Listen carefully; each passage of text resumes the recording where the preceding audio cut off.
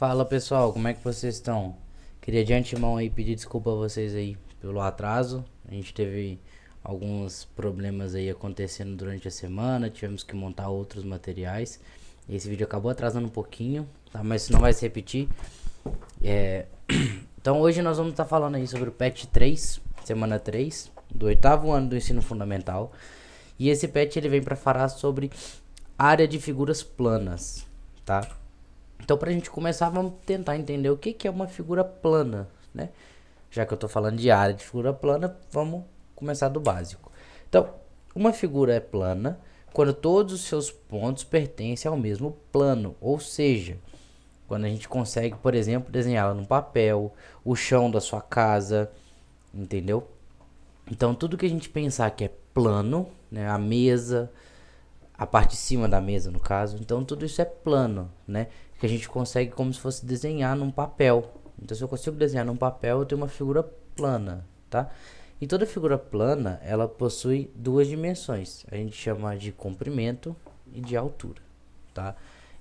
Essa definição está no material de vocês aí, no próprio PET. E aí, vamos agora então pensar em quais são as principais figuras planas, né? E como que a gente calcula a área da figura. Então, o que é a área de, por exemplo, a área de um quadrado? É a parte de dentro dos quatro traços do quadrado. Então, quando eu estiver pensando em área, para ficar um pouco mais fácil de entender esse conceito, né, na cabeça de vocês, pensa que é a parte de dentro da figura que eu estou querendo calcular. Tá? Sempre que eu falar área, é a parte de dentro. Você faz a limitação da figura, por exemplo, no quadrado. A limitação são os quatro lados do quadrado e a área é a parte interna do quadrado. Nesse caso aqui é a parte de azul. Tá? O que a gente sabe de um quadrado? Né? O quadrado ele tem todos os quatro lados iguais. Então, para eu calcular a área, que é essa parte interna, é só eu fazer lado vezes o lado, que é a mesma coisa que lado ao quadrado. Tudo bem, então? Ou, se você quiser melhorar esse conceito um pouquinho para ficar um pouco mais geral, base vezes altura, ou comprimento vezes altura, certo? E aí você tem lado ao quadrado.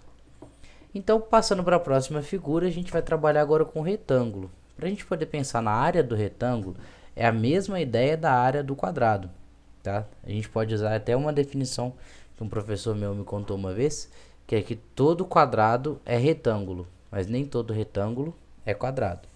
Então a gente vai calcular a área da mesma forma, tá? Vai ser base vezes altura. Só que nesse caso, a base e a altura são diferentes. Então, como a base e a altura são diferentes, na hora da minha conta, vai ficar diferente. Vai ficar base vezes altura. Não vai ficar lado vezes lado. Tudo bem? A próxima figura é um paralelogramo. Tá? Um paralelogramo, gente, se vocês observarem, é como se você pegasse um retângulo aqui e pegasse essa pontinha e esticasse. E quando você estica, ele fica um retângulo torto. Vamos colocar dessa forma para ficar fácil de visualizar, tá? Então a área do paralelogramo, o que eu posso calcular? Igualzinho à área do retângulo, é base vezes altura também.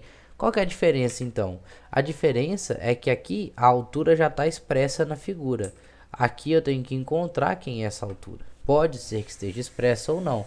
A gente tem que tomar muito cuidado para não confundir com o lado do paralelogramo. A altura do paralelogramo é diferente do lado do paralelogramo. Então, base vezes altura também. A próxima figura que também vai usar base vezes altura é o nosso triângulo. Como que eu calculo a área de um triângulo qualquer em relação à altura, né? A área, então, é base vezes altura sobre 2. Como assim, Lucas? Olha só, se você observar, a gente pode observar que a altura do nosso triângulo, ela nem sempre vai estar exata. Por exemplo, se o nosso triângulo fosse esse triângulo aqui, eu estou passando com o mouse, a gente teria um triângulo retângulo. E no caso do triângulo retângulo, ele é mais fácil de calcular. Por quê? Porque eu já sei quem é a altura. No caso de um triângulo qualquer, eu tenho que traçar a altura e usando semelhança de triângulo ou teorema de Pitágoras, aí vai depender de como ficar, a gente vai encontrar essa altura. Encontrando essa altura, eu multiplico pela base e divido por 2. Se a gente quiser olhar por que é base vezes altura sobre 2, observe esse retângulo aqui, ó. Se eu fizer uma diagonal do retângulo aqui, que vai dessa ponta até a outra ponta, a gente vai estar dividindo dois triângulos, esse triângulo de cima e esse triângulo de baixo. Então, se aqui é base vezes altura, quando eu for trabalhar com o triângulo, base vezes altura sobre 2. Aí passamos agora para o trapézio. Não é uma figura tão comum quanto as outras, mas é uma figura que também aparece bastante. Tá? E como que eu calculo a área de um trapézio? Eu vou fazer base maior mais base menor vezes altura sobre 2. Então, a altura, da mesma forma que a gente viu aqui no paralelogramo, ela tem que ser calculada, tá, pessoal? Essa altura aqui. Então, a gente pode usar esse triângulo aqui para calcular, ou então esse outro retângulo que vai formar aqui no meio, tanto faz, tá? Desde que a gente consiga calcular ela. Porém, a base maior e a base menor já são definidas. É só a gente bater o olho que a gente vai ver quem é a base maior e quem é a base menor. Aqui dentro do parênteses não faz diferença qual você vai colocar primeiro, tá? Mas é importantíssimo que você observe quem é a base maior e a base menor, para que você consiga entender na hora de colocar aqui dentro. Beleza? Temos também o losango. O losango ele tem a mesma ideia do retângulo e do paralelogramo, né? O paralelogramo é como se eu esticasse o retângulo puxando pela diagonal, ele fica tortinho. O losango é a mesma coisa, só que com quadrado. É como se eu pegasse, olha só, um quadrado só que torto, né? E como que eu faço para poder calcular isso aqui, a área desse losango, né?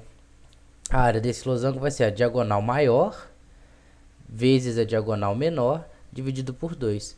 Assim como aqui no trapézio, né, não faz diferença qual vai ser a ordem que a gente vai colocar, aqui também não, porque se eu fizer a diagonal maior vezes a diagonal menor, ou a diagonal menor vezes a diagonal maior, o resultado da minha multiplicação é a mesma, tá? Porque a multiplicação, ela permite eu trocar os termos de lugar, tá? A ordem dos fatores não altera o produto. Então eu posso fazer dzão vezes dzinho ou dzinho vezes dzão. Mas é bom que você entenda quem é o dzão e quem é o dzinho, porque para calcular quem é quem aqui e escrever na figura faz diferença, mas para fazer a operação mesmo não faz diferença. Tudo bem? E por fim, a gente vai trabalhar com o círculo, tá? Como que eu calculo a área do círculo? É π vezes r ao quadrado. Mas espera aí, esse π aí é um número que eu não conheço muito bem não. Quem é π? Então, π, pessoal, é um número que ele é um número 3,14, 15, 17, ele é um número infinito, né? Ainda não se chegou qual é o resultado específico do π. A gente normalmente usa 3, 3,1 ou 3,14. O mais comum é 3,14. Porém, quando a gente vai fazer cálculo de área e essas coisas assim, usualmente a gente vai deixar o resultado com π, tá? Normalmente fica π mesmo. Vezes o r. Quem é o r? O r é o raio da minha circunferência. É a distância do centro até qualquer um dos pontos da borda da minha circunferência. Então, quando eu estou pensando em área, eu tenho que saber como é que funciona o raio. Então, o raio ele é qualquer segmento de reta que vai do centro da minha circunferência até qualquer uma das bordas.